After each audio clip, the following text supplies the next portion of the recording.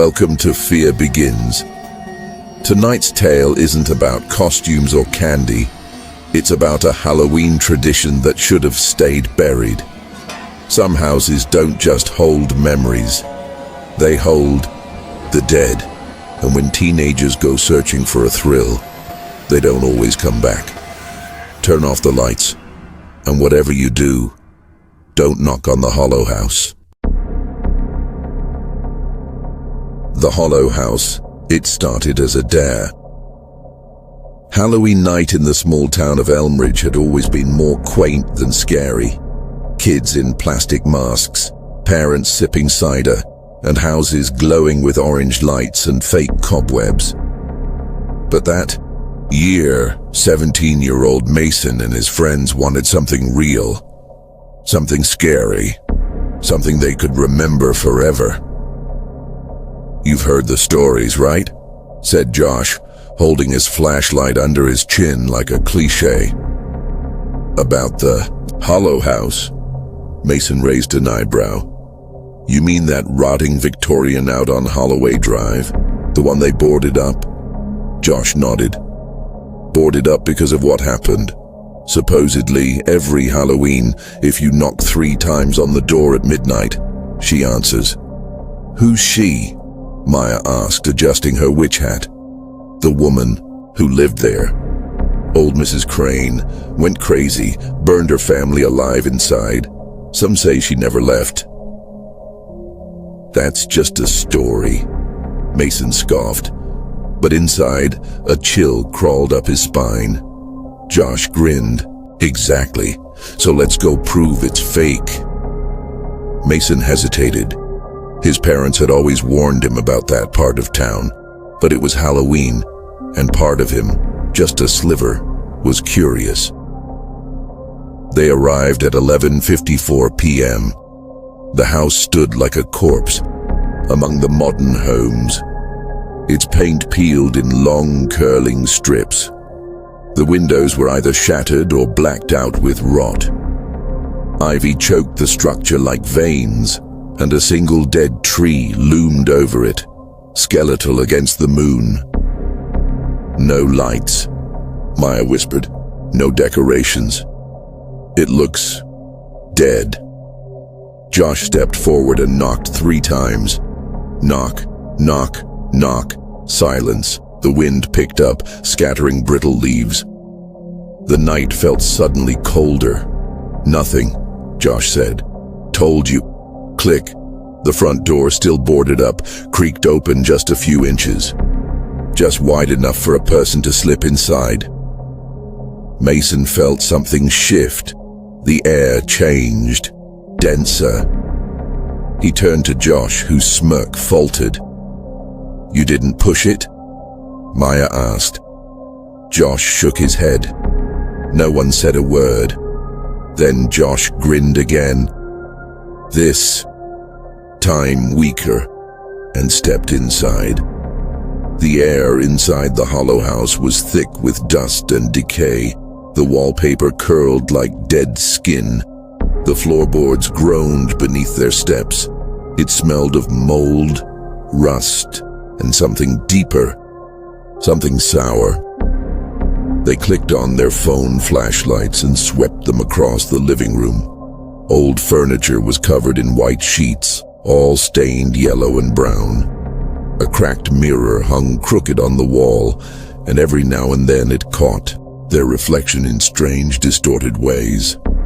"Let's go upstairs," Josh said. "No way," Maya said.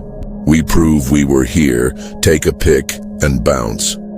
But Mason was drawn to a photograph on the mantel, a family portrait, a man, a woman, and 2 little girls. Their eyes had been scratched out. He blinked. Had that always been there? Suddenly, from upstairs, a thud. Then a second. Then a dragging sound. All 3 froze. "Maybe it's an animal," Josh whispered. "Or a squatter," Mason said. They slowly climbed the stairs. The hallway was long and narrow, lit only by their wavering flashlights. The wallpaper up here was covered in children's handprints, like they'd been stamped in ash. Doors lined the hallway, all closed. They reached the last one at the end, the master bedroom. Josh reached out. "Don't," Maya whispered. "I don't like this." But the door creaked open on its own. Inside was a rocking chair. It faced the window, and it was moving. Rocking, empty. "I'm out," Maya said, backing away. Then the chair stopped. Mason turned to leave when he noticed something in the mirror on the opposite wall. A woman, standing in the corner behind them. He spun around. Nothing. In the mirror, she was still there. Old, pale, her mouth sewn shut with black thread. Her eyes were hollow sockets, leaking something black. Mason screamed. The mirror shattered. They ran down the stairs. The house groaned and trembled.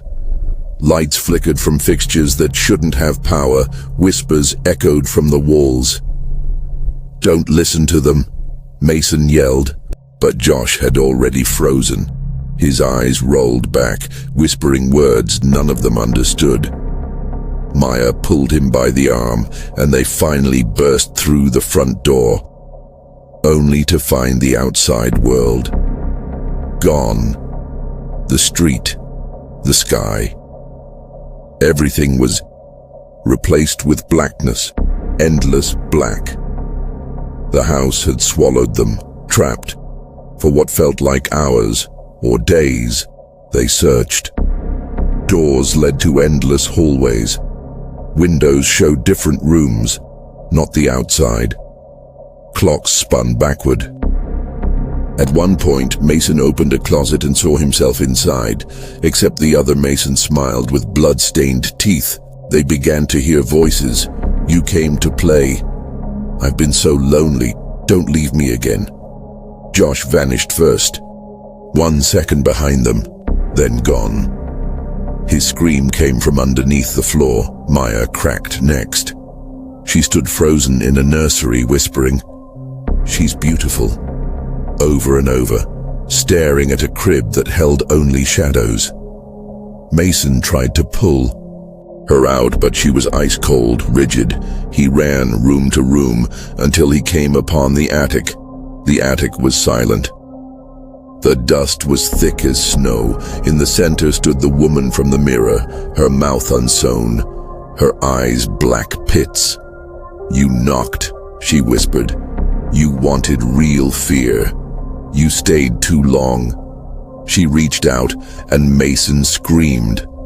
The next morning, the hollow house stood quiet again.